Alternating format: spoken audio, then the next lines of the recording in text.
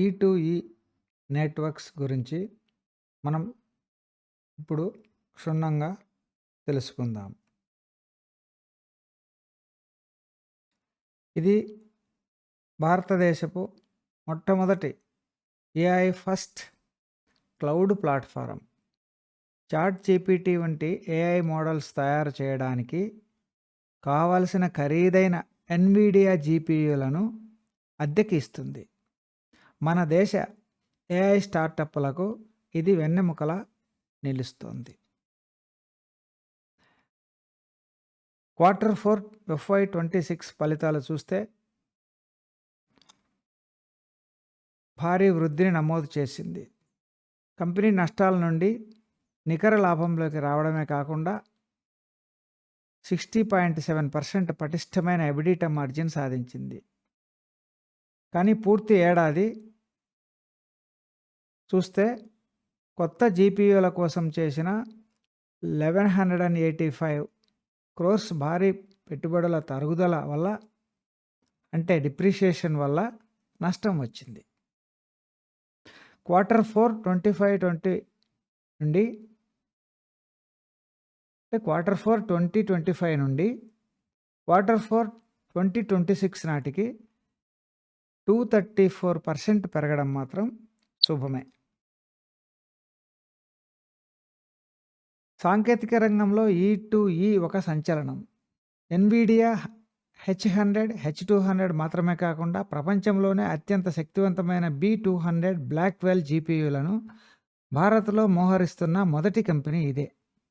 మే 2026 నాటికి 1024 జీపీయూల క్లస్టర్లను సిద్ధం చేస్తోంది. Revenue source and business strategy ఇలా ఉంది. కంపెనీ ఆదాయంలో 85 to 90% కేవలం జీపీయూ క్లౌడ్ నుండి వస్తుంది.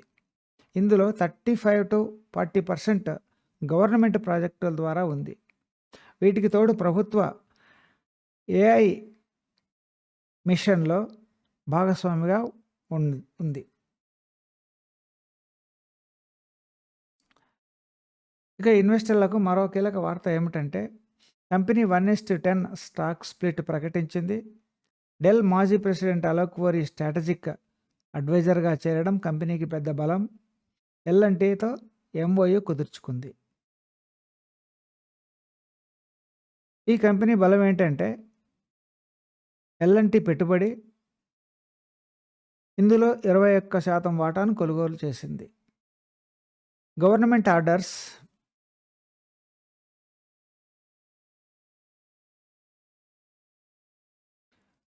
భారత ప్రభుత్వ ఇండియా ఏఐ మిషన్ నుండి వీరికి భారీ ఆర్డర్లు లభించాయి. విదేశీ కంపెనీల కంటే వీరు 70% వరకు తక్కువ ధరకే ఈ సేవలను అందిస్తుండడం విశేషం. బలహీనతలు కూడా కొన్ని ఉన్నాయి. ఆదాయం అంతా ప్రభుత్వ కాంట్రాక్టులపైనే ఆధారపడి ఉండడం మరియు AWS, అమెజాన్, గూగుల్ క్లౌడ్ వంటి అంతర్జాతీయ దిగ్గజాల నుండి వస్తున్న తీవ్రమైన పోటీని మనం గుర్తుపెట్టుకోవాలి. క్వార్టర్లీ రెవెన్యూ గ్రోత్ ఎక్స్ప్లోజివ్ స్కేల్లా ఉంది చూస్తే.